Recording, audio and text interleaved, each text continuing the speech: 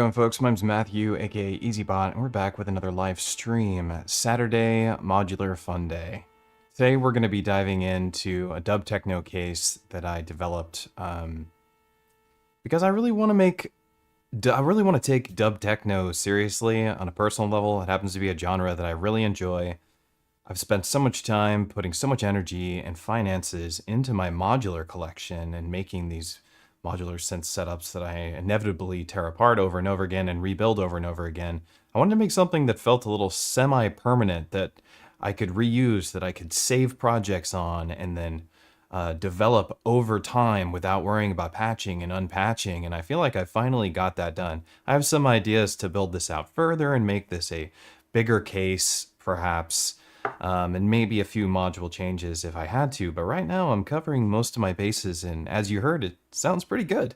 I think it sounds pretty awesome, honestly, and it competes very well with other things that I have in my studio in a very fun way. I have hands-on control over just about everything in this case. And this OPXY down on the bottom is really being used to program stuff in my Nerd sequencer. Now, this could be a lot of other sequencers, like it could be the Hermod Plus, which I really like as well, and I considered using it as instead of this because it has such a great interface with MIDI incoming and all sorts of great features for programming in a way that I'm extremely familiar with, a very Electron style. This reminds me a lot more of my M8 tracker, which I'm very good at programming, I think, at least in terms of understanding how it programs. And so this works well for me too.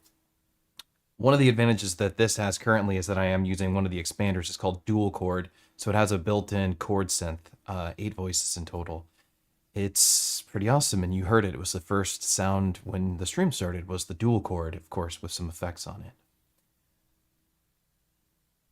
This synth idea that I have going on here is a long time coming. Like, this is a huge process getting started in Eurorack. It's a huge chunk of time, a lot of deliberate choices being made, a lot of things avoided, a lot of cool stuff avoided, putting in my Eurorack system because of their size or the complexity, or just how many other modules that are needed to make those modules work. So there's a lot of choices I had to make here to make this functional in a way, and also being like a rational, logical human being in the Eurorack realm.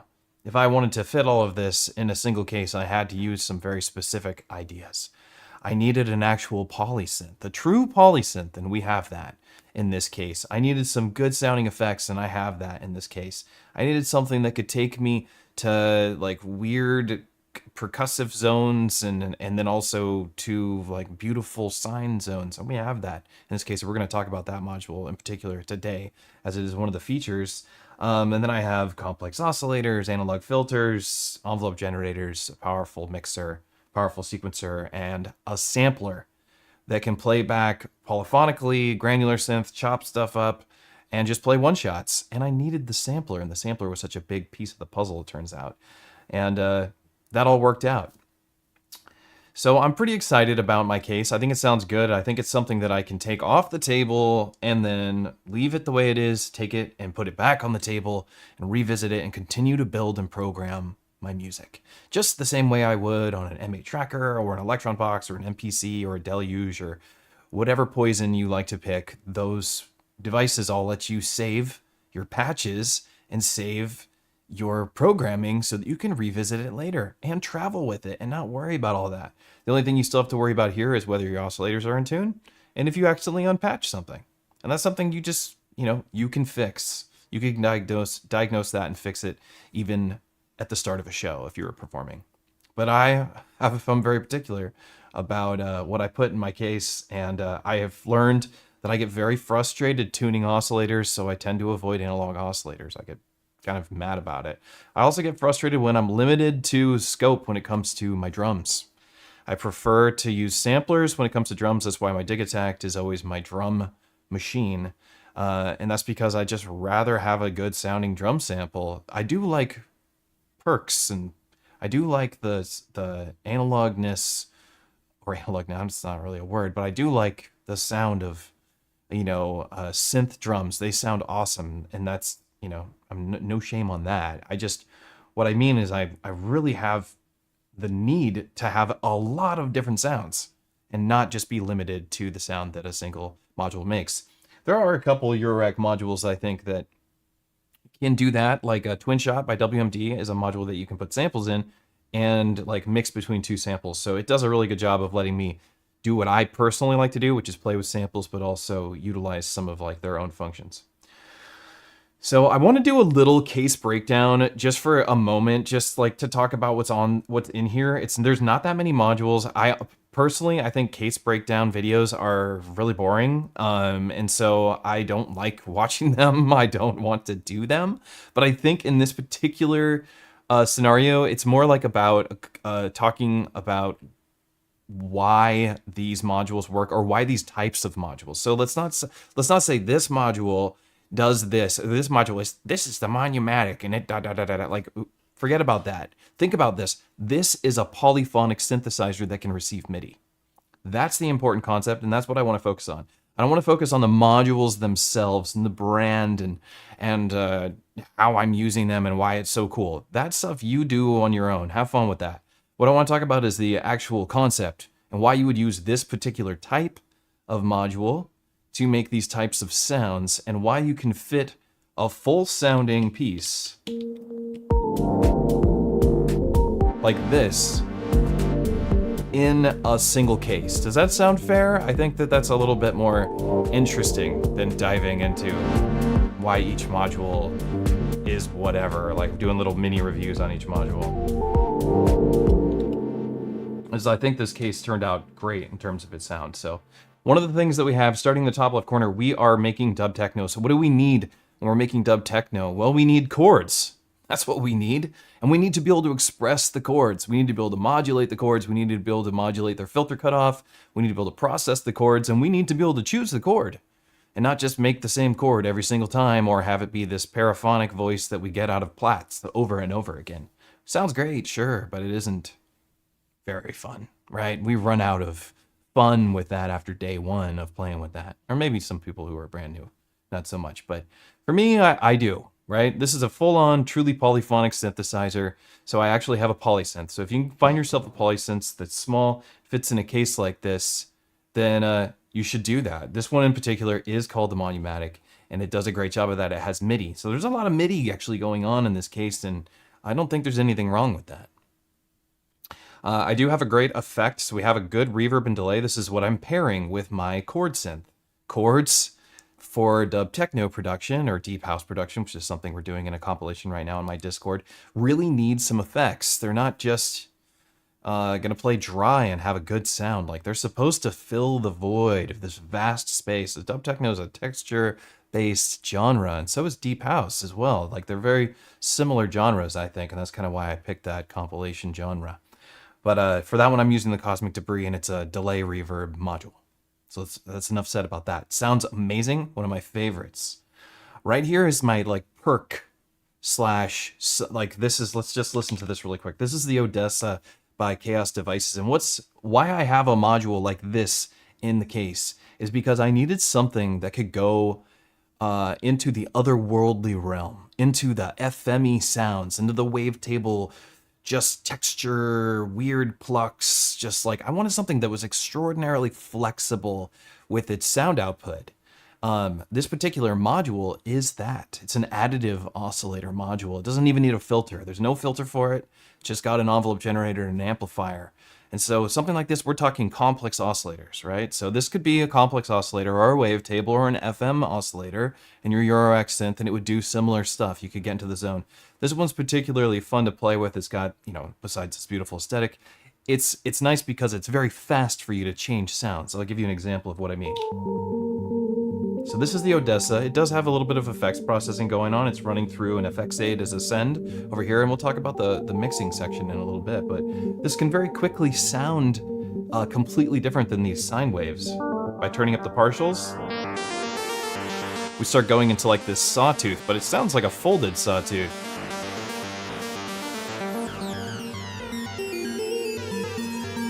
Listen how sick this module is. Absolutely insane. you modulate this, it sounds like, you know, oscillator sync. All the way to like vowels.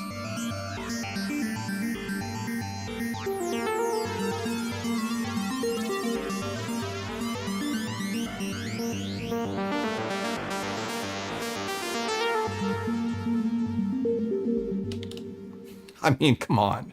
That's ridiculous. No filter necessary for the Odessa. Absolutely does not need it. One of my favorite oscillators in my studio. Took me a while to get familiar with it. Once I finally understood how it functioned, blew my mind. So stuff like this, it could be an FM oscillator, it could be a complex oscillator, just something with the grit and the complexity to make complex waveforms. That's what this can do. It just also can make really sweet sounding stuff, like very quiet, those sine waves. Like just this alone, a great intro for the dub techno track, right? I could start bringing in chords. This is the dual chord about to come in. Oh, that's a Paraphonic synthesizer. This is an expander for the Nerdseq. It's very affordable too. But it is a Paraphonic, and chord. I do have some, like it's right now on a sawtooth, which you can hear. It's also running through an FX aid. It's as a send return with a delay.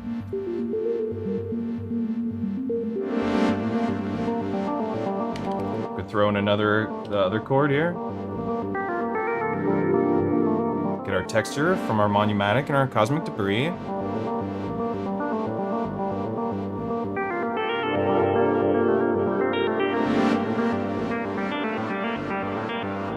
And then just throw it all in, right?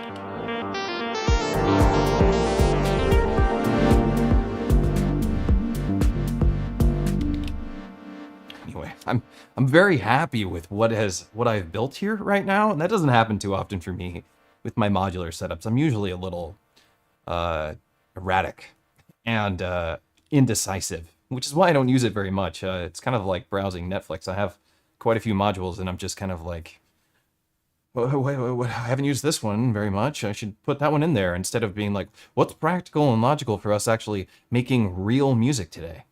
That's what I did. I finally was able to just limit my scope and pick stuff that worked. This smaller case, the IntelliGel 7U, the classic, is doing the trick right now. So what we talked about so far, we got a chord synthesizer. We have nice sounding effects for our chords because we're making dub techno. We have the Odessa, which is doing complex wave shapes that can also be, you know, it's kind of like our all-arounder. It can do all sorts of cool stuff. It can sound very like broken sounds to very clean, beautiful sounds to sawtooths. It just covers all the territory. Over here is our bass synth section, and this, I can't like say like there's anything special about this going on, but what I did build over here that I think is interesting and is a topic unto itself as far as not just modular synths go, but as far as synthesizers go altogether, is that, in my opinion, the best synths, and I think many of you will agree with this, especially those of you who own stuff like Super Geminis or Innovation Peaks or the Melbourne stuff, their synthesizers, the Nina and the Delia. Anybody who owns a beautiful oscillator that's a digital oscillator synth running into an analog filter is the sweet spot in synthesis, in my opinion. I mean, I have my favorite synth probably of all time is my Prophet 5. It truly is just one of the best sounding synths, and it is a truly fully analog synthesizer, but it is not very flexible. It's not a very flexible synth. There are better options for all-arounders, I'd say. And that's kind of what I put in this case. I had that idea in my mind. I know I love the complexity of digital oscillators, the freedom that they offer you. They can go anywhere. They can be any sort of shape and sound. So what I did with this case is we took a complex oscillator, a digital complex oscillator. This is the Loquelic Itteritas. This is a classic. This oscillator has been around a very long time. Came out around Bacillus Itteritas and all the other Itteritas modules. Doesn't matter that it's the Bacillus or Loquelic. That doesn't matter. What matters is that it's digital, and the digital part of the oscillator is the flexibility of the oscillator. What I've paired it with is the Dual Dreadful. This is actually a local build here in Seattle. I don't even know if they're being made anymore. By a guy named Tom. I'm forgetting his last name right now. But he makes these awesome, extraordinarily affordable. If you can find a Dual Dreadful online, these things were like 99 bucks when they came out, and they are dual filters with spread where you can have like send one filter into the next. I think they're 24 dB analog filters, and they sound amazing. They can do acid, they do everything. Super sick. What I really like about it is that it's dual, so I'm getting 2 filters out of it, and that is how I'm treating it. And then that's being paired. I only have one VCA that's really being used, or I guess 2 VCAs that are being used in this case, but they're not as important. What is important about it? One of the VCAs can do like sidechain, and it's a dual VCA, right? That's cool and that's useful. Do we need it for dub techno? We don't need sidechain for dub techno. It's not one of the genres that absolutely needs it, but it is nice to have it.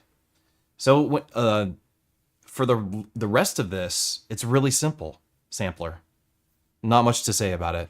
It's a sampler. It can sample. It can play back. It's got a bunch of different sample tracks. Bitbox Micro.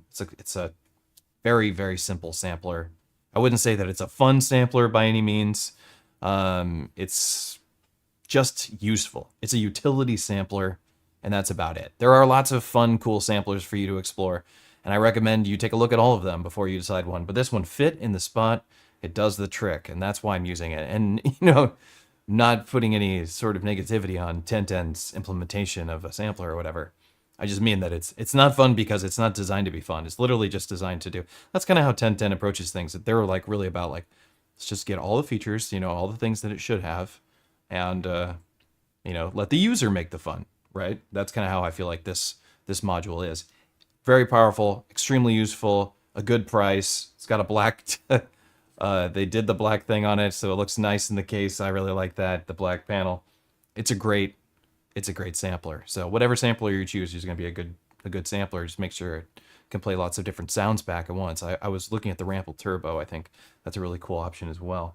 Then I have, a couple of effects in here, but I'm using one as a send return, and so it's another secondary large effect module. So it's an FX Aid, which everybody knows are amazing. So look into those. Down here we have the OPXY. This is being used to program this when I need to program a chord. And I also have it running into my sampler if I wanted to maybe grab my voice, go down here and talk, or play a chord and sample that chord into the Bitbox Micro. And then we have a blue box mixer over here. Again, not fun by any means. There's amazing mixers out there in Eurorack. Like I was saying, 1010 fits all the features into small spots. That's what they're good at. In terms of like having a good time with this mixer, you need a MIDI like controller or some sort of expander. And I have a bunch, and I've considered playing with them, and I probably will if I get to the place where I'm going to go perform with this, which I need a lot more music, which is what we're here to do today. But I wanted to have a discussion and just kind of talk about what's going on in the case, and not exactly what these modules are, except for Odessa, because Odessa is kind of the feature. And Odessa is dope, and I'm just very happy to have this one right now. But just want to talk about these concepts: sampler, sequencer, mixer, polysynth, effects, digital oscillator with an analog filter. This is a cool concept to me. And then the rest is history, I guess, right? Most of my modulation is coming from, I have an envelope generator, and then the Nerdseq has tons of modulators. I have 3 expanders for it, so it can do all sorts of stuff. Cool. So that's it. That's the case. That's what's going on here. Let's hear the music again for a second, and I kind of just want to see how it's like. This is a bit of a mostly completed pattern. There's more to it. We're going to make a new pattern using the existing setup so that I don't have to reprogram everything, because it takes a million years to do. But I just want to run through this again. So I'll start off with my Odessa, which has its own envelope generator here.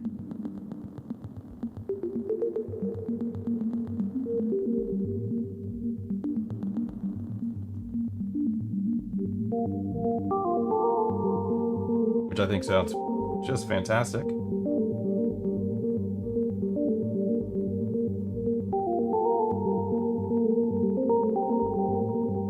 That's the send for it over here.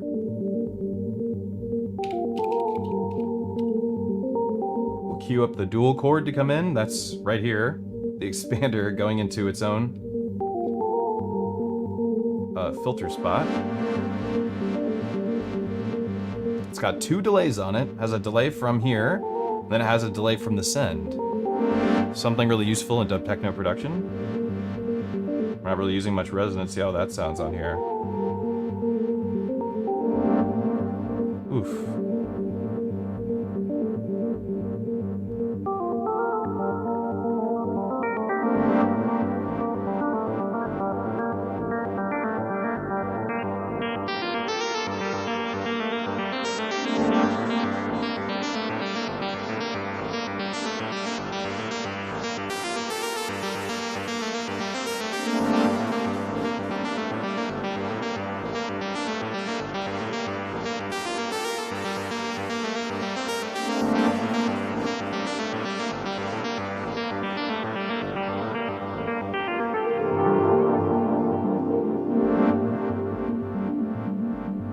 A little bit of tension.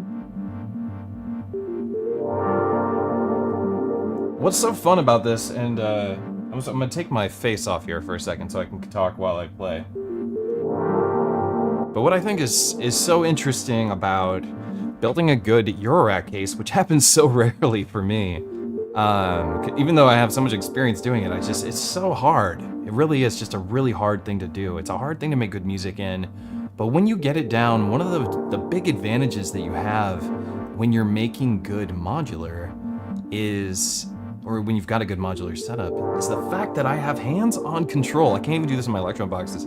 Hands-on control instantaneously. 2 things, 2 separate concepts entirely I can change. I can open my decay of my envelope generator, simultaneously opening the filter of another module, and then also adjusting another one. It just that fast, right? Like I can go, could open up this filter, and just like, this is gonna get huge. At the same time, I just can't do that on my other cases. And this is one of those reasons why you do the modular.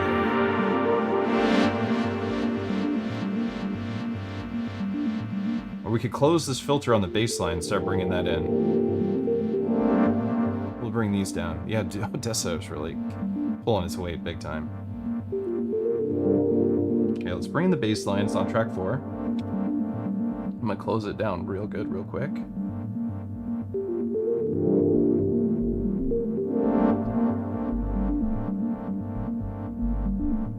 You should be able to hear it coming in.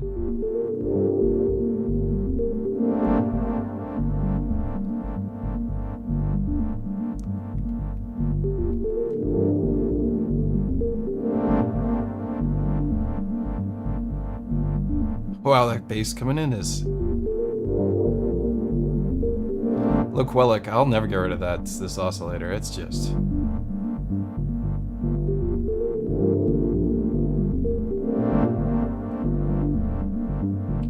what is on track 10? Nothing.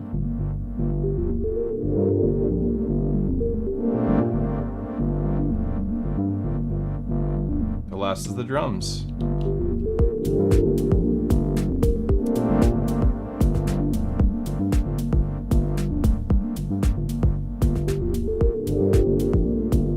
What's cool, you have something like the OPXY, which I'm always trying to find a good use for because this thing drives me absolutely insane. I'm like, it's so cool, you're also so annoying, but it is pretty cool, and in this case, it actually is extra cool.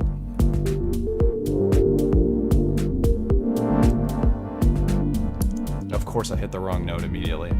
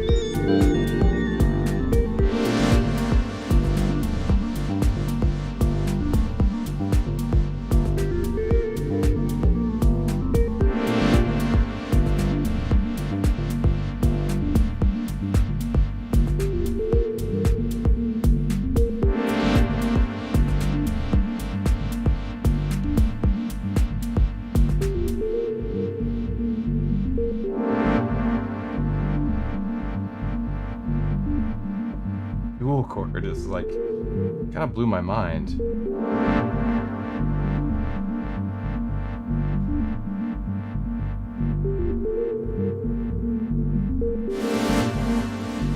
Rascal Ray, what's up? Circo, what's up? James, Entropy, Phoenix, Pinoclean, James, Bond, Harry, what's up? Ray, good to see you. Ray worked with me very closely. Our offices were next to each other's at Patchworks in Seattle, the synth shop. Ray is another synth expert. If you ever get a chance to see Ray play live, please take advantage of that. How cool is that, right? The case works. I feel like there was this test of like, will this make good sounding music? Do I have enough of everything?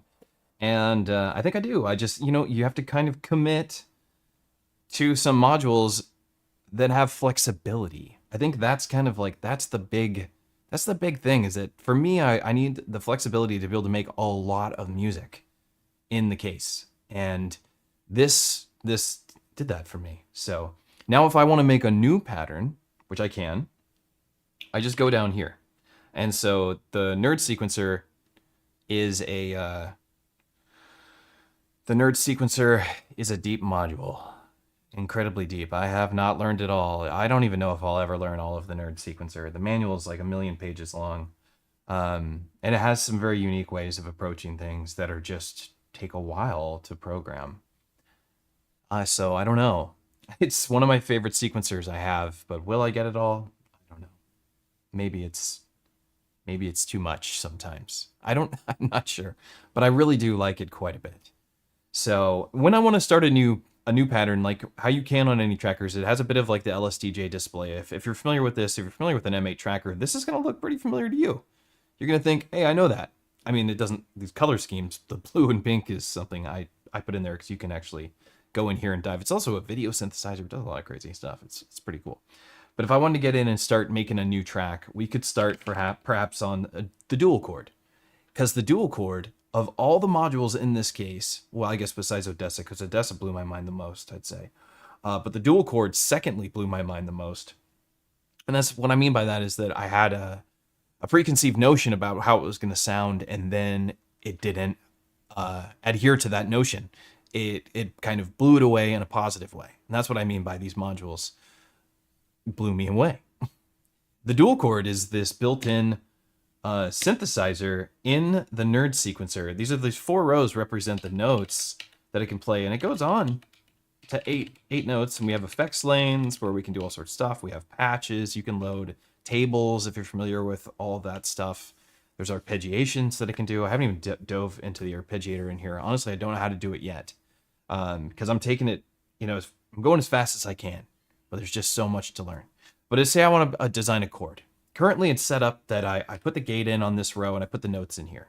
Okay, so this gate is going over to this envelope generator. This envelope generator is set up in a fashion right now where it can receive gate messages. It doesn't just receive triggers. And if you're familiar with a trigger or familiar with a gate, they are 2 different things. A trigger is usually a millisecond long pulse. I think typically positive 5 volts. A positive 5 volt pulse, and it goes in different things. Will read that pulse and use it as a trigger for an event. The gate works in a similar way, except for it has a high and a low. So something is listening for this voltage input, and it's going to listen for the length of that high voltage, and then it's going to listen for the length of the low voltage. The low voltage will usually mean to keep things off, and the high voltage will usually mean to keep things on. And that's how a gate works. And this has gates. And so I'm setting this up for gates. Okay? V gates. So if I want to put a chord in, say we want to do, like an A minor chord or something, or just a minor chord in general.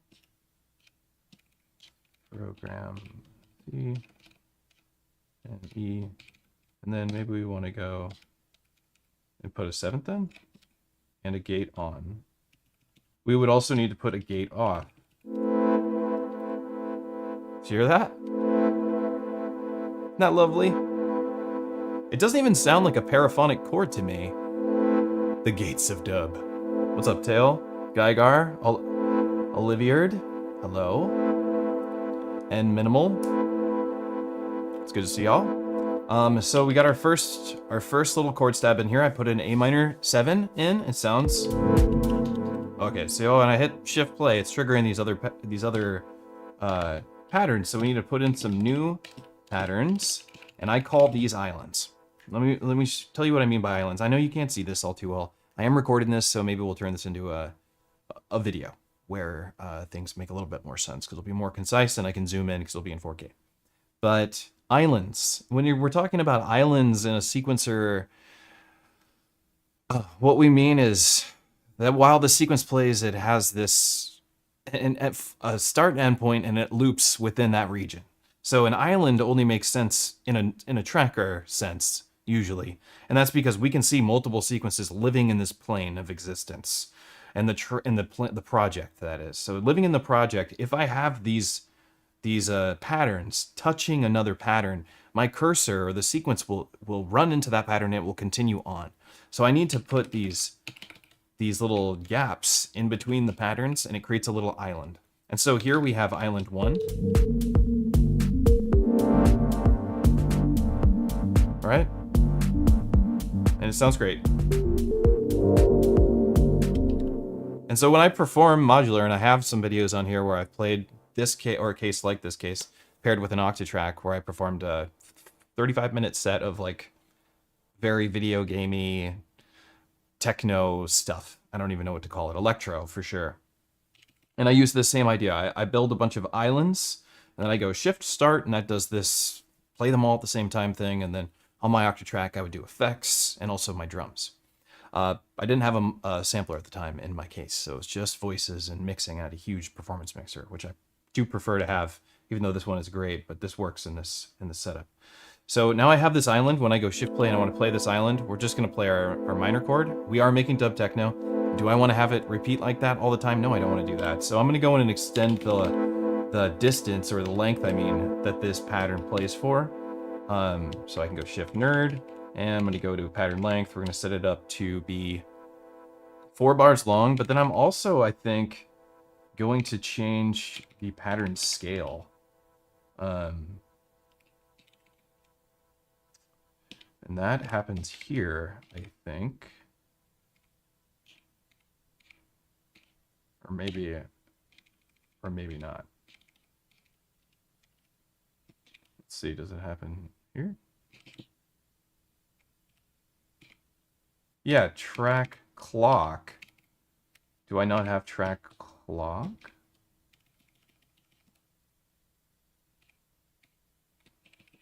Maybe it's somewhere else.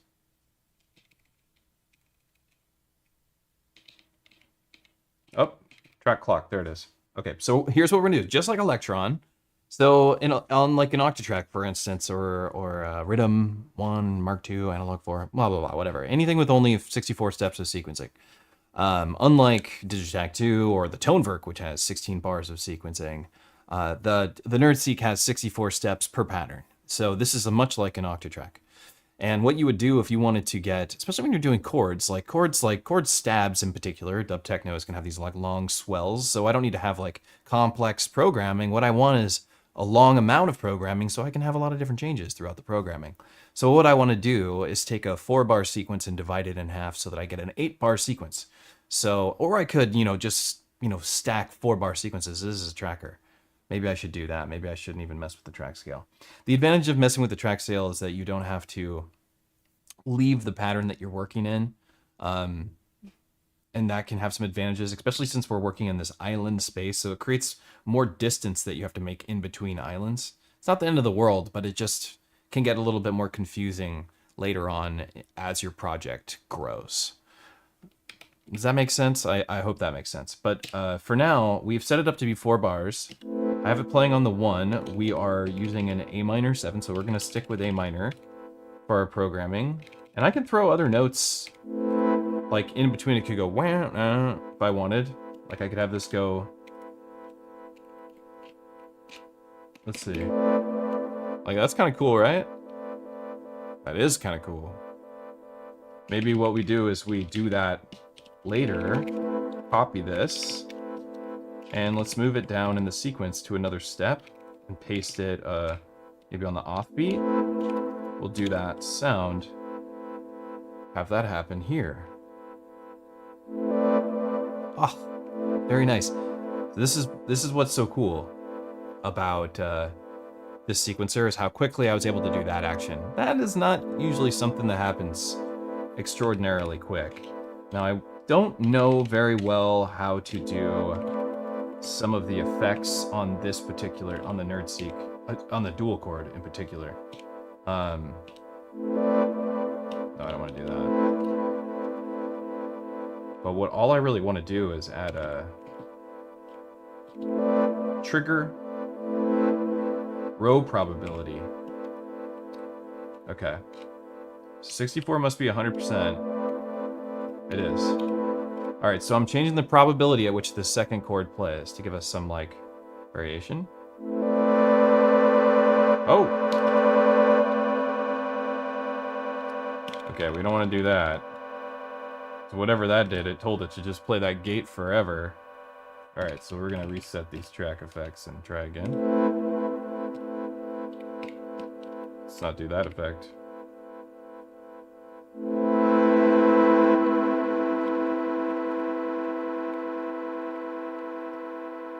Hey.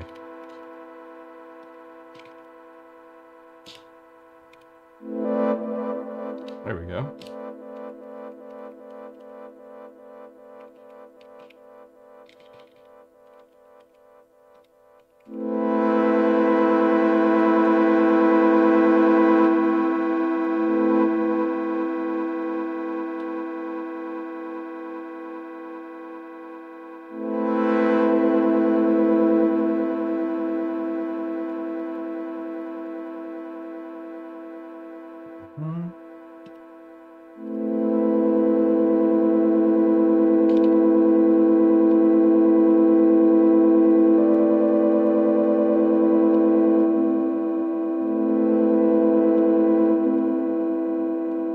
This is one of the things that does frustrate me about the Nerdseq in particular, is that I put in a track effect, I remove the track effect, and the track effect stays in place. Even though I reset the track effects and got rid of the track effects, I still have my track effect. And that to me is annoying. Like, why?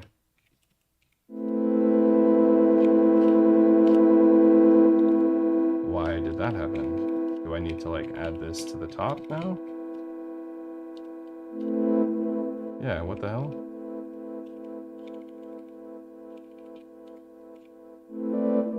Oh, that fixed it? Like, what? Somehow that got, like, recorded into it, like, in the buffer? I am on a beta firmware, so maybe that's the case. At least I was able to fix it. How much I hate breaking things live on stream. It's a really terrible experience.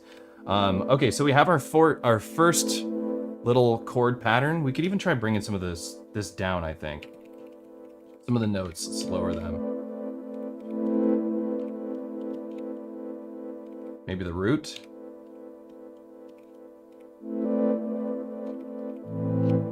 Oof, yeah, that sounds really good.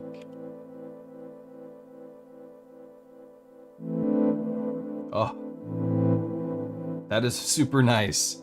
I have one of the knobs set to like the shape.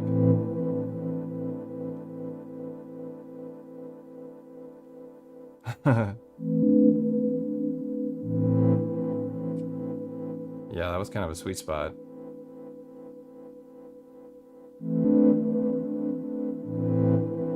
Oh my gosh, this already sounds really good.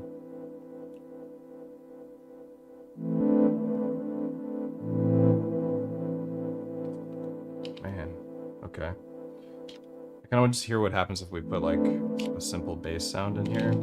Let's make this track be 4 bars for that. Get out of here. Okay, the question is, do I have this set up to do MIDI stuff right now? If I put it in control mode, I do! I think. Yo, yeah. now we can kind of play with what sounds we need, right?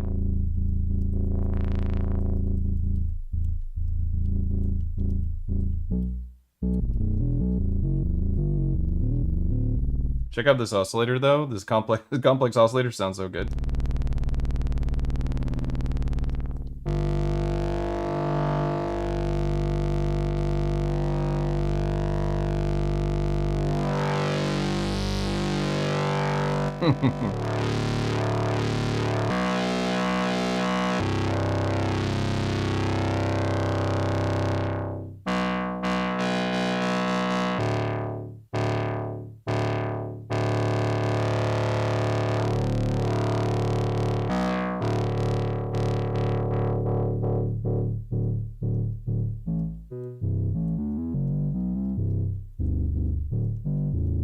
It'd be nice to have filter key tracking, which I don't have set up right now.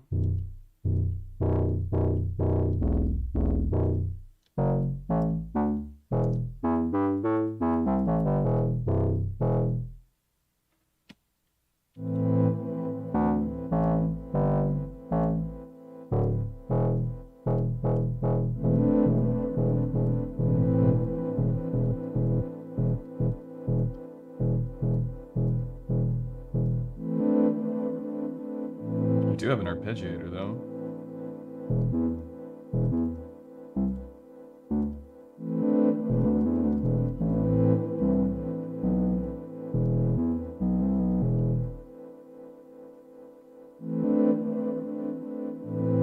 Maybe we just want a really chill kick drum. We have this kind of EDM kick right now. Maybe we load another kick drum and I just use it kind of as a metronome for inspiration. So let's we got this like messy thing going on here. What was that plugged into? I don't know. That's, I guess, nothing.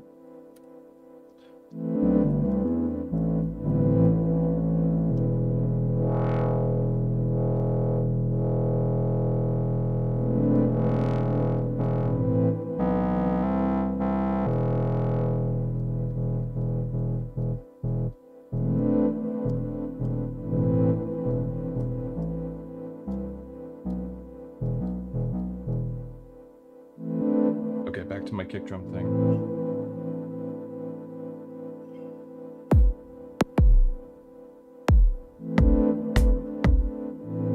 That might work. Okay. There's all sorts of stuff. I mean, I could clean up these cables, but I'm not going to do that with you because that's a horrible thing to do. Okay, so let's go over to our...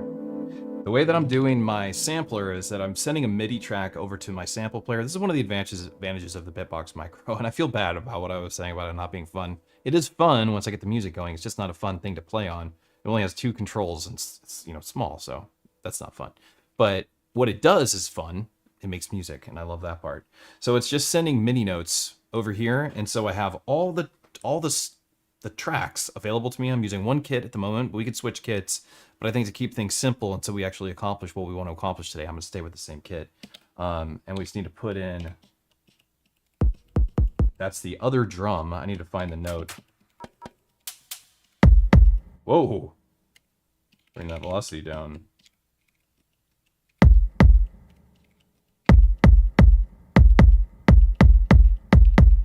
Sheesh. I might need to edit that a little bit. That's really strong.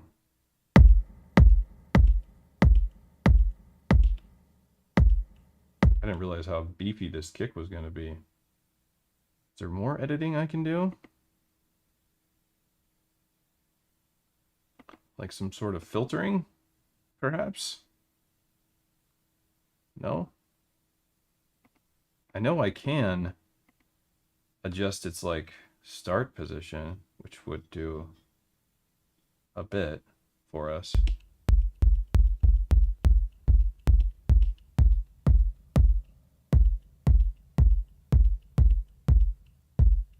There we go. We are making dub. So I'm just like, I just moved the start position out of the really strong part of this transient.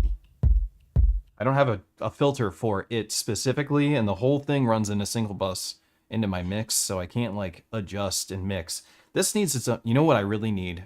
Let's be completely honest with you. What I really need is my noise side drop, which we don't have today, but maybe I'm gonna work on that. That'd be a fun experiment. But if I had my noise side drop, which is like the ultimate MIDI controller, I could do a ton. I could have it control every single thing on here. It has CV, it has gate, and it has all these different MIDI implementations and macros and scenes. It is the beast to control this stuff. And man, that would be really useful in this current scenario.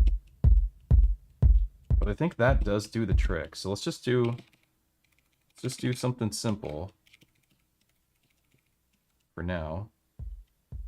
Oh wow, that got really quiet.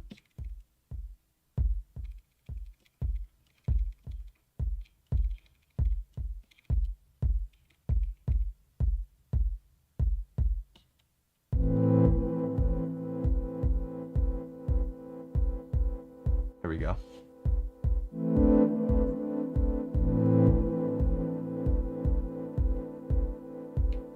I'm surprised this didn't catch a zero crossing, but it didn't. Get a hat really quick.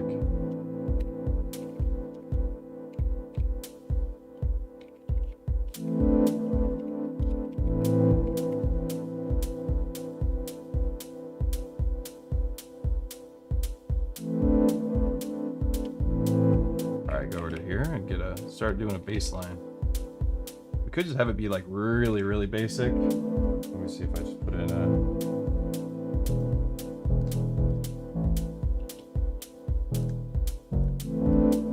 I need to set up my input, live input on. What will that do?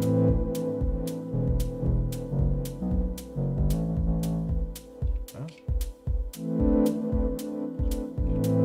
Input 1 will be,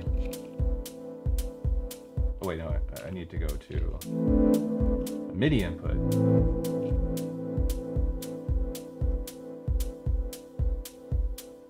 Host channel 1 track select record. Oh, I'm not on host channel 1. Okay. That might be why. Channel 2 is step input. Channel 3 is transpose. So I already went through this process. But channel 1 is track select record. Why is that not? Clock send. No, I don't want to do that. Oh, this is MIDI TRS. I want to do note in PC keyboard on. Here we go. Post channel 1. Alright, let's see if this worked.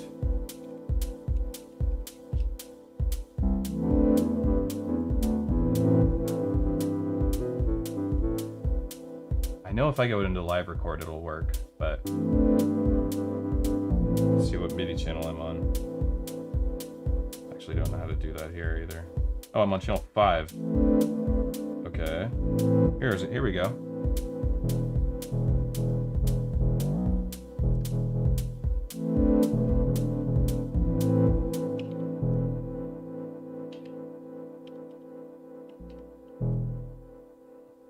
I guess we could program it like that.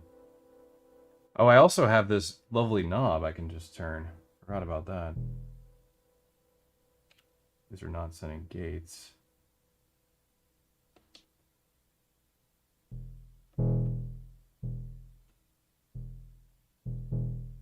This is a Euclidean programmer. This is so sick. This is one of the expanders for the Nerdseq.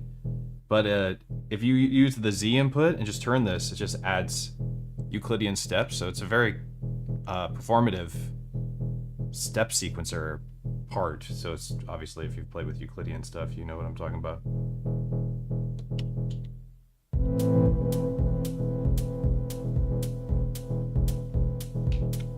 So I can just go in and adjust the note that gets played instead of the trigger. It's a different way of approaching things.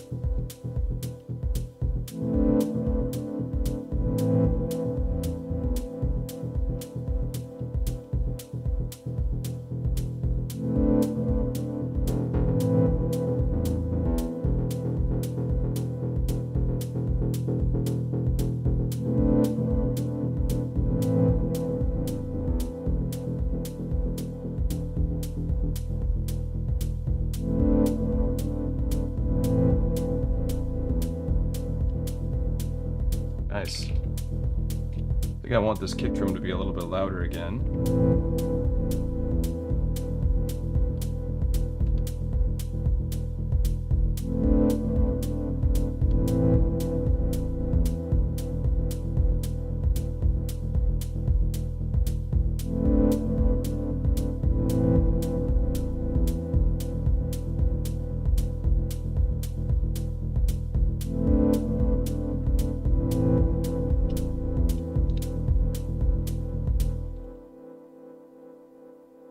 Going all right. Is Matthew lagging behind? How would I be lagging behind? What do you mean? Are you implying that my voice and my mouth aren't matching? Is that what you mean?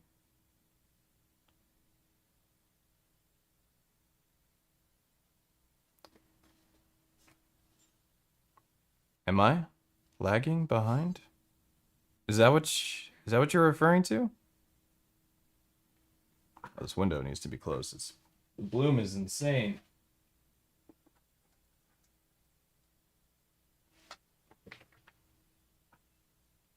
There we go.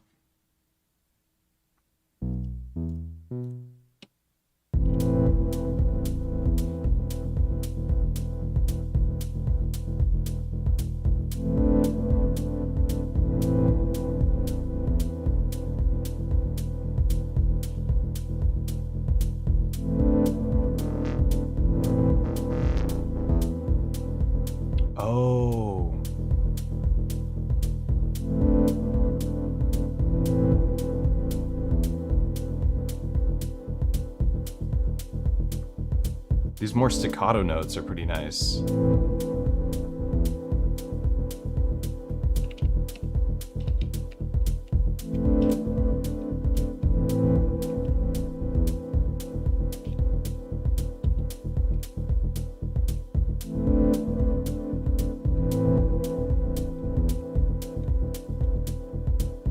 Grab some other notes from our chord.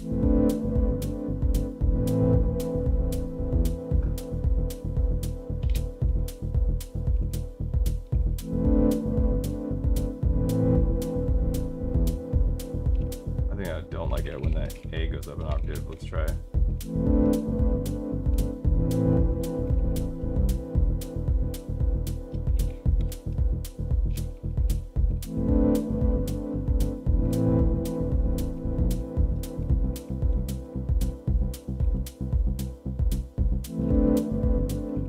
kind of like this workflow. This is actually really cool. Can we talk about this really quick for a second? Actually, let's talk about it from here. So what I'm doing is I'm programming notes in one view. This is a very improv techno workflow, and I really need to leverage this more. And I'm fortunate that this expander for the Nerdseq, this little expander I got, it's really affordable if you're a Nerdseq user. The Z input allows you to adjust the gates, or the triggers, I mean, for whatever row you're on. So if I turn this, it just adds Euclidean gates, which is like tries to evenly divide events across the length of your pattern. That's how Euclidean works. So if I had 6 events, it would take 6 events and evenly spread them across 64 steps. So you'd rarely ever hear it. Right now I have a ton of events spread across 64 steps, so we're getting this nice rhythm, and it creates very musical rhythms. That's why Euclidean sequencers are so popular in Eurorack. And this has that built into this into the case, so I can actually just highlight a step and then turn this while on X, and it will adjust the note. While on Y, it'll adjust the note and add a gate, and while on Z, it'll just do Euclidean. It's also a I2C expander plus, so I could use it with like mono stuff or whimsical raps, ER301, that kind of thing, and MIDI.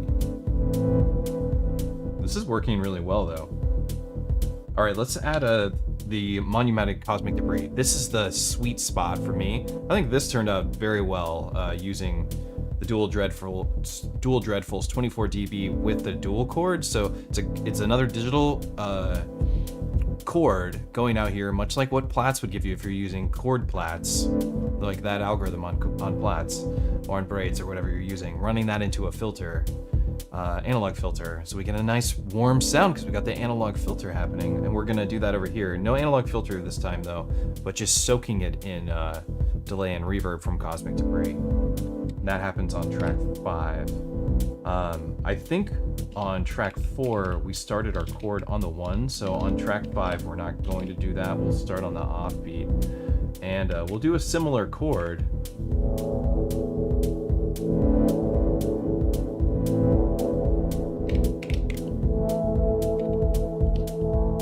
Maybe we'll start with the...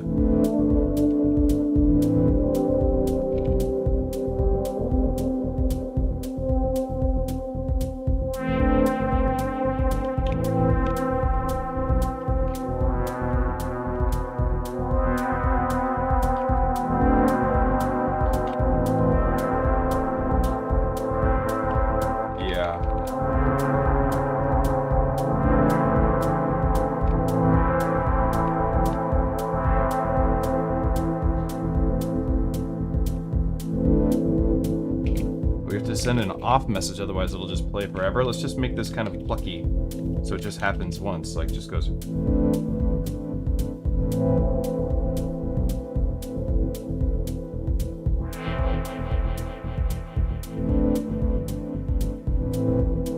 Can you move the notes to be more at the start or end of a pattern, additional of being distributed on average?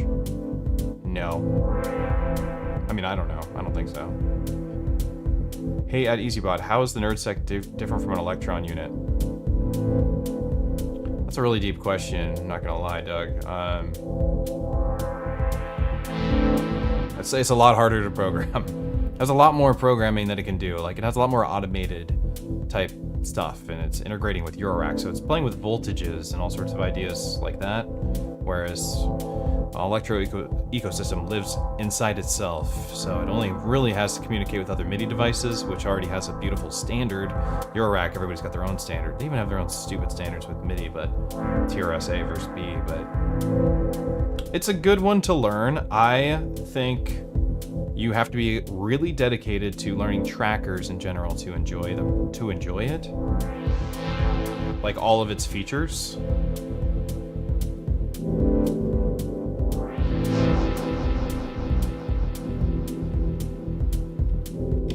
Make this track longer.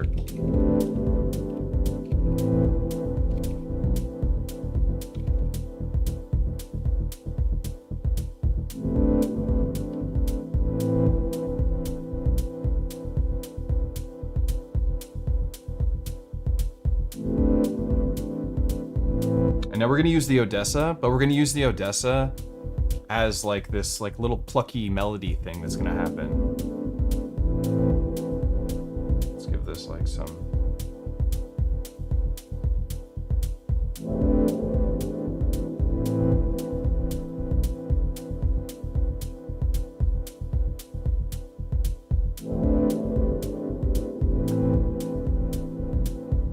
let's do it. Odessa time. What time is it? Odessa time. I'm actually gonna go steal some of the programming from the original one.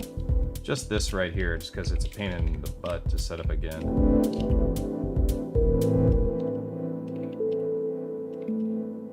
Yeah. We're gonna go bloop, bloop, bloop. We're just gonna add bloopy stuff all over the place. We can even use this expander just like this. What will it do? What will it do? Nothing. Oh, here we go. It'll add a CV note this way. Might be faster to do it right here. Might be faster to just copy and paste it.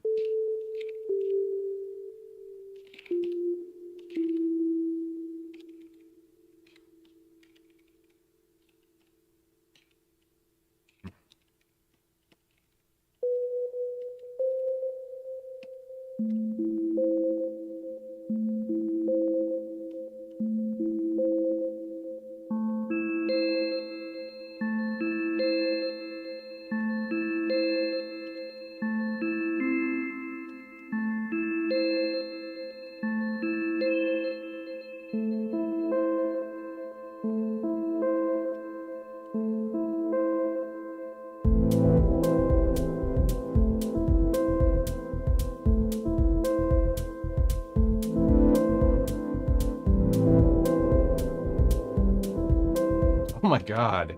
What if we just did that, like on all, like made this 4 bars long, but then had it kind of just make these like chord patterns? This is a really cool idea.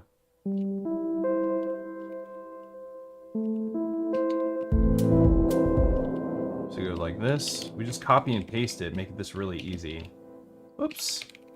Shift mark, shift copy, next page. Wait, what spot did it? It started on the 1. We could do that again, I guess. Paste it. And then I do this in the Electron realm quite a bit too. Paste it. I think we need a B. Should be a B.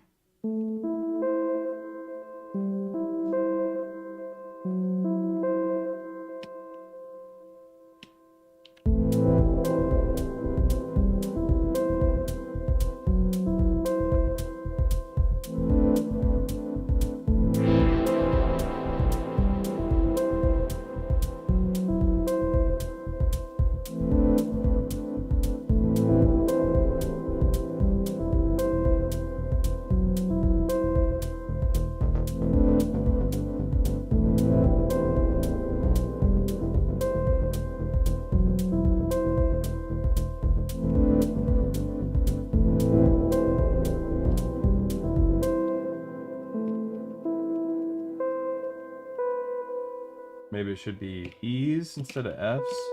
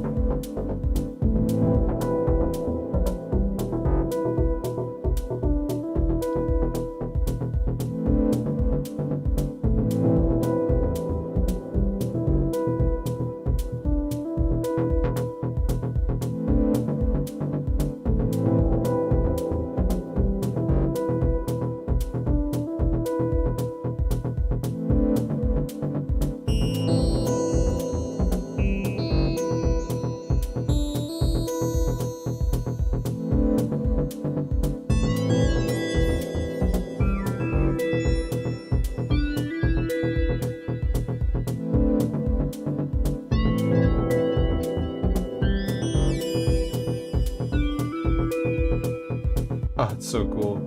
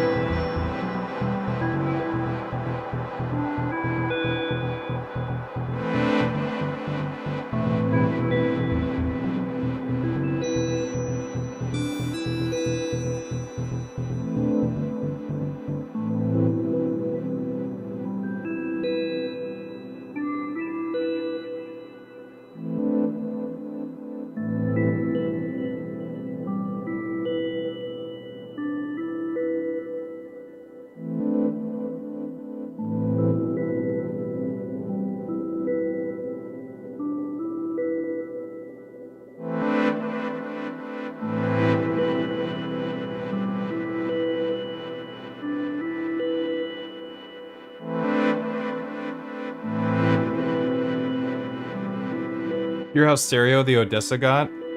I didn't say this, but there's 3 outputs from the Odessa, and I patched them in stereo, so odd partials and even partials each have their own spot.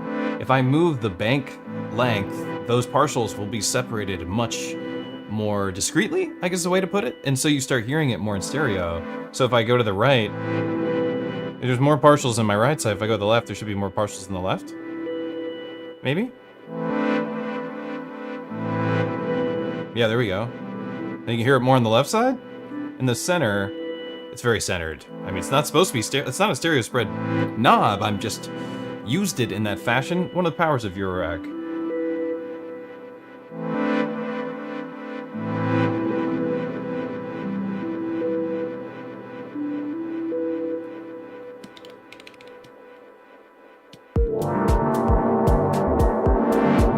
This is our other pattern.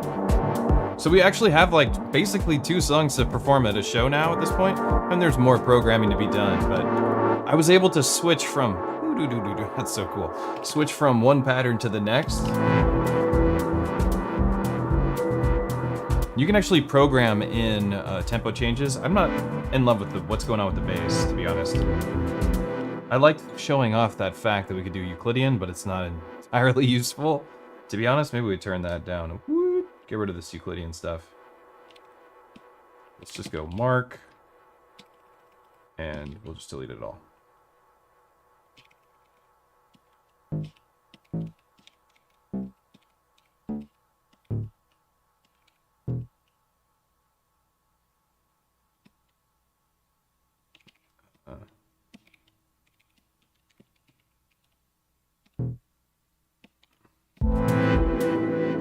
We'll just do the kind of the offbeat bass line. Keep things really simple. Sound good? Let's just hear how it sounds on this first pattern. You can actually loop like you can on an Electron here, which is really nice. I like that about the sequencer. I can highlight a section and then shift start like you can on the M8 as well.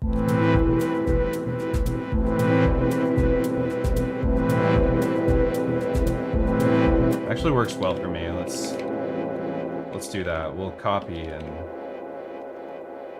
just do it across the whole thing.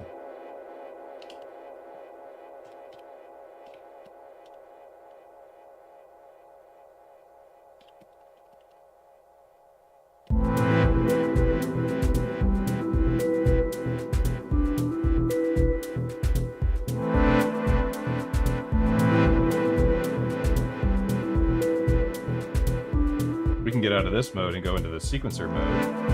How do you do that again? Oh, shift to calm, that's right.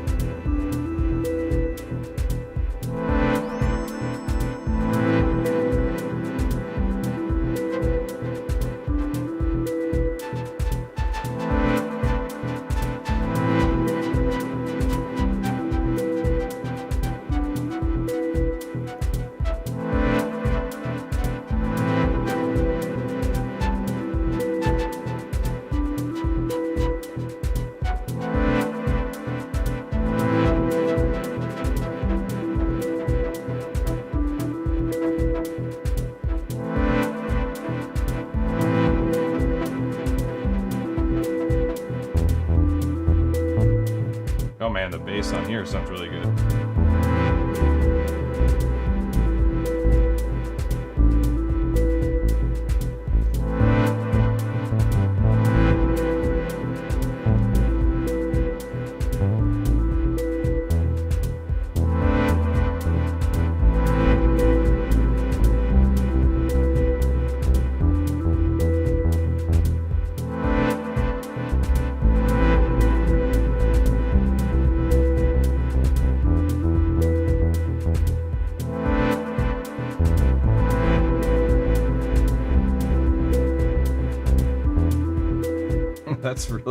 That's really nice. This thing does sound enormous, and the battery lasts forever. There's some definitely really redeeming stuff about it.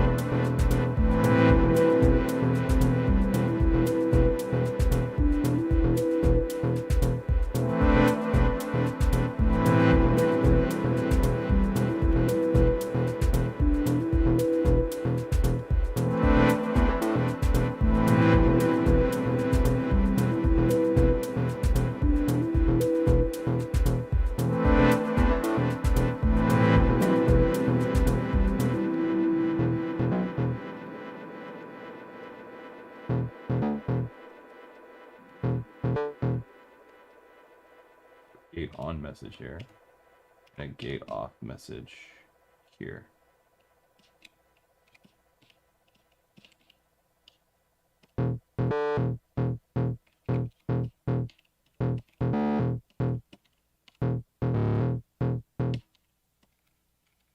Use the E.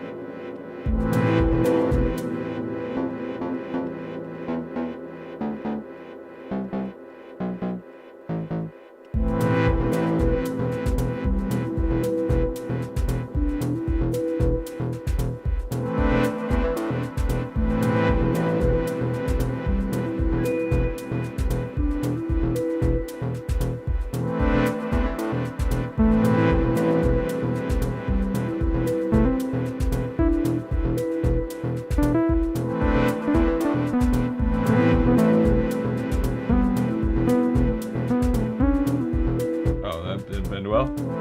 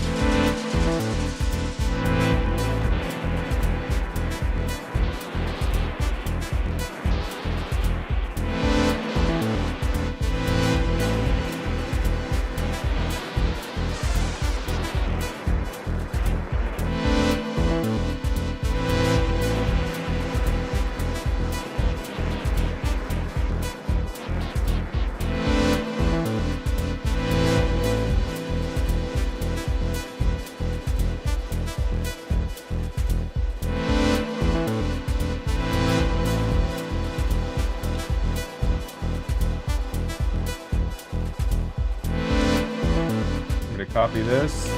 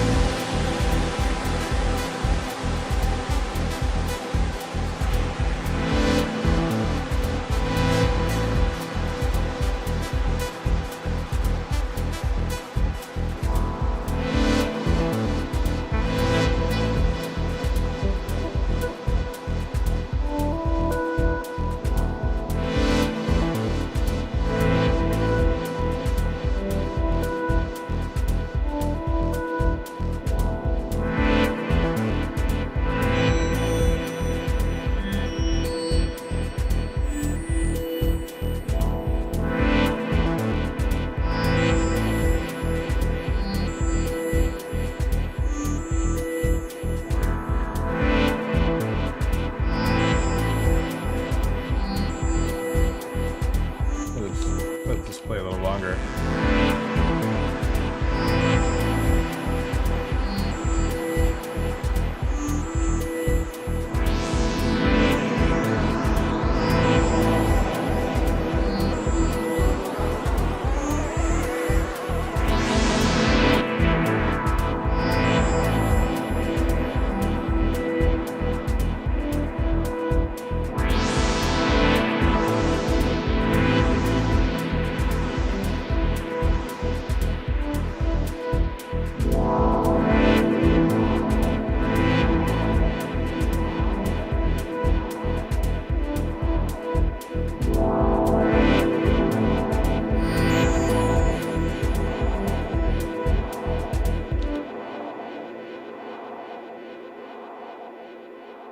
Did we make music today?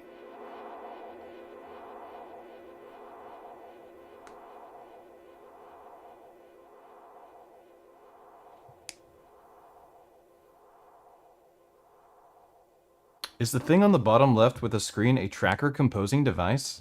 It is in fact a tracker composing device. Great question, Eric Savage. Nice last name, if that is your last name. Great deep groove, thank you. Thank you very much. Maybe an ARP. I really want to do an ARP. I don't know how to do it. I'm not gonna lie. I don't know how to do it on here yet. There is an effects command for it. Could even send it over in MIDI. Be so easy. I don't know how to do it. And I'm really bummed that I don't know how to do it, because it does it. I could do an ARP here, but this isn't receiving clock. Is it receiving clock? I think it should be able to receive clock. Is this sending clock? Send clock. MIDI clock out. TRSA. Well, what about USB? I hope it's sending clock over USB. MIDI. Clock. No, that's the wrong kind of clock. Clock in.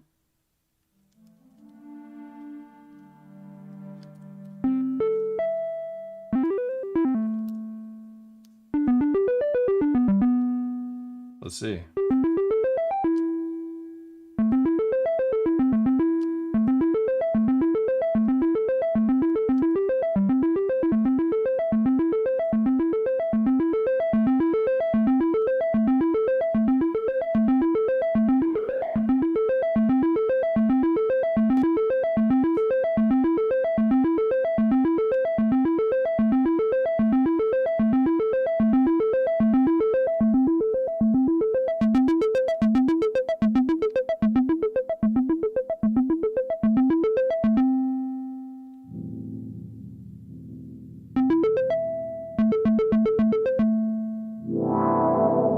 Tempo's 114 and tempo's 112, so it's not looking like it's getting sync.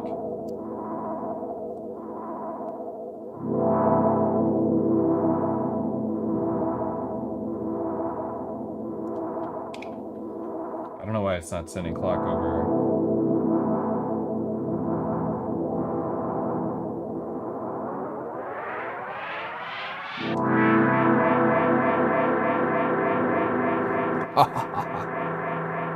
These two together, super.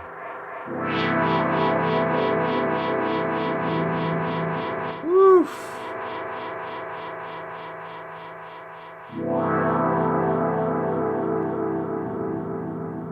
Cosmic Debris. This is my favorite effects module out right now. It's insane. I'm doing fifths, oscillator fifths, so it's like it could sound more like the original chord here.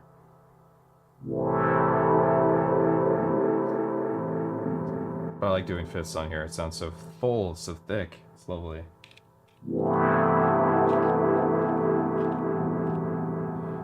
Clock in, clock out, mod 116. Obviously, I want...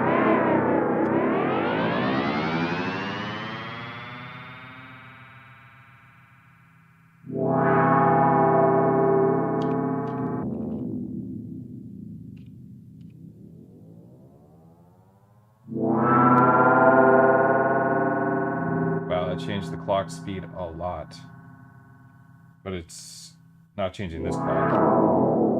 We'll keep it the way it is with this clock. Main clock, 64 steps. Yeah, okay. I do have swing enabled, which is cool.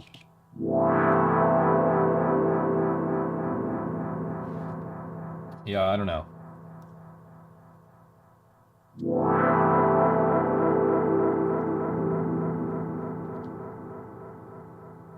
Yeah, 10-10. What?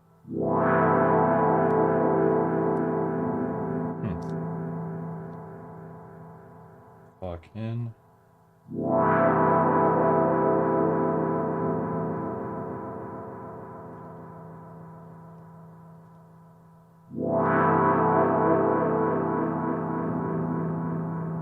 Yeah, whatever.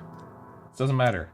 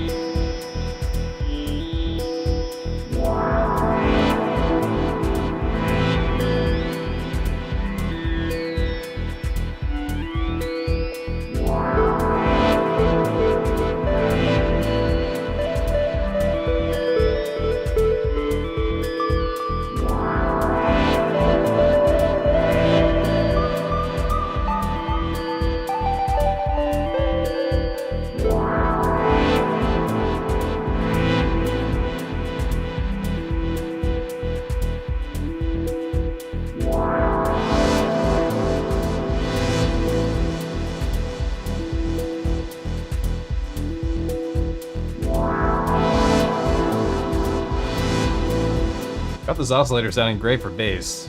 I just had to adjust the tune of oscillator 2 in it. There's 2 oscillators inside. Most complex oscillators have multiple waveforms you can work with. This has 2 different pitch inputs for some of the oscillators. There's 2 dual oscillator for making complex wave shapes. So it has like these built-in sync modes and stuff.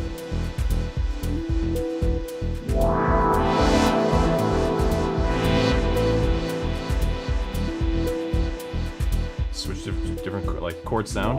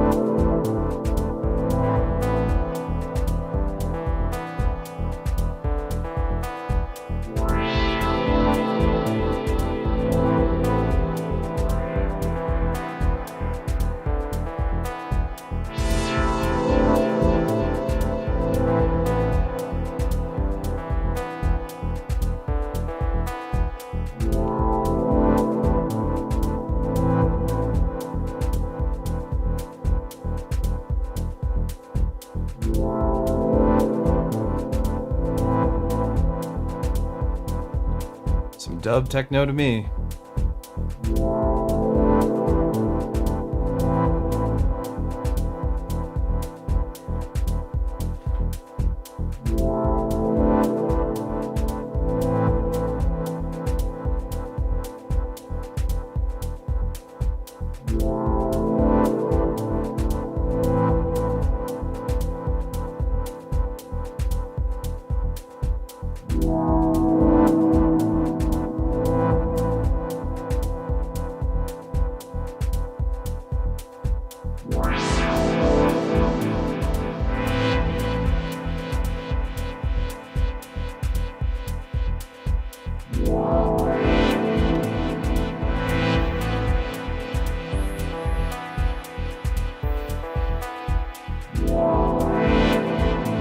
Thank you, Circo. I need to get my hands on one of those Exelon mixers. Be really useful right now.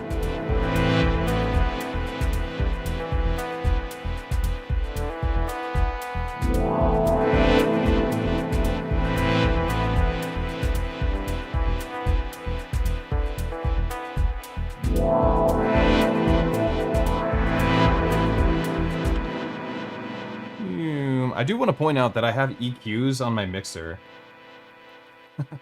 I made it sound like it was like the negative thing that these weren't like the fun modules, my 1010 modules, but they are honestly what's enabling this to happen. If it wasn't for how much they're able to pack into this format, then I wouldn't be able to do this. I would need another row, easily. Easily need another row to do what I'm doing right now. But I'm able to fit like a full-on sampler with a ton of features we're not even using in this sampler. And then a deep mixer that even has EQs, and I am using the EQs. I have EQ'd this synth that's huge, sounds way too big, so much bass on it. I've EQ'd a bit of the Odessa because it can get really crazy with its partials. It's additive synthesizers use the odds and even partials of the spectrum, and they emphasize certain partials, and so they'll make waveforms really big. They can make the low end really large on accident, or not on accident, on purpose for the module, but for me, I'm doing it on accident. And so I've EQ'd out the bottom end, so I just can't go there, which is nice for me, because I'm not using it as a bass synth right now. It's like, it's doing all this texturing, atmospheric, and right now it sounds like bell tones, right? Or almost like a piano.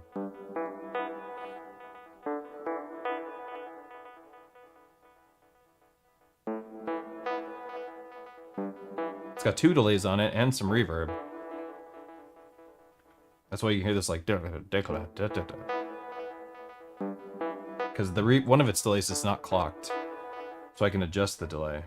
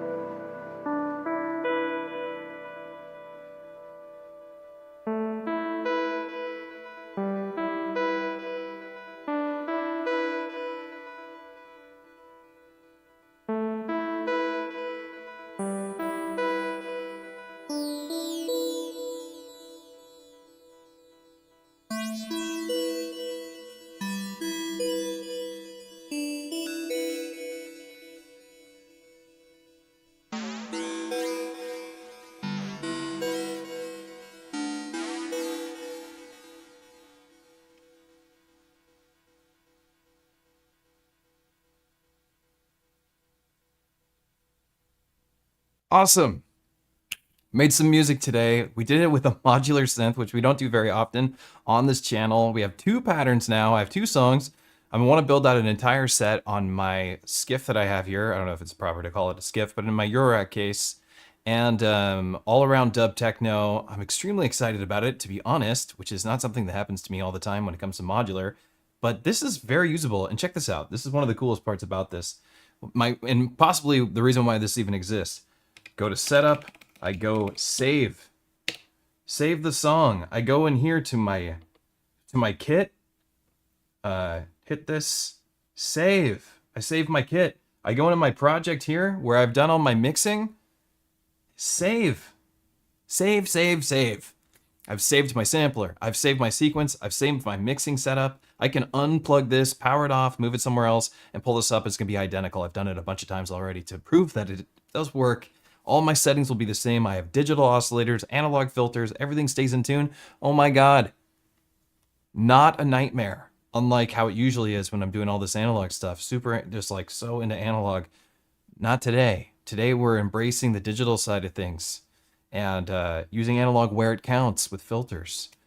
And really great sounding effects in this case. Anyway, turned out really great. I'm very pleased with the sounds we made. Beautiful sounds coming out of this modular system. My God, Cosmic Debris sounds good. Give it up for Odessa, right? That thing is sick. It just is a powerhouse. All the sounds it makes, this will probably stay in this case for a long time. If you enjoy this kind of stuff, you like these kinds of long form streams where we discuss things, we make a lot of music from scratch, live, watching all the programming happening live, consider subscribing to this YouTube channel and joining the Patreon. The Patreon is free. Join the Discord. The Discord is free. But if you want to support this and get the rewards and stuff and also enable this to happen, consider subscribing to the Patreon on a paid tier. Get all the Octatrack templates, all sorts of other rewards that I have on there. There's even a Nerdseq reward on there for people who are using the keyboard, a little setup that I made. You can also subscribe on this YouTube channel as a member, which will fund the channel and give you like a highlight so that I can see that you've messaged me as opposed to the other people, right? You know how it is, kind of like Twitch. So that'd mean the world to me. There's also lots of cool merch. Modbang.com is my website. Visit modbang.com if you want to get these patch cables. These patch cables glow in the dark. I designed them myself. They're extremely slim. They feel really good. They're very gummy. It took me a while to design them. I spent a lot of money designing these cables. I had iterations that failed in my experience. And so these are the final version, and they do fully glow in the dark, except for the transparent ones. Of course, they don't glow in the dark, but these glow like blue and these glow green. It's really cool. I love it. All the stuff that I work on is about adding some design, some aesthetic to hardware electronic music. But thank you everybody for hanging out. I love you all so much. You mean the world to me. Keep your head up. Let's help the world not end today. Make some music and, you know, be a good, kind person. Pass that along. Anyway, y'all great. Have a good day. See you next time.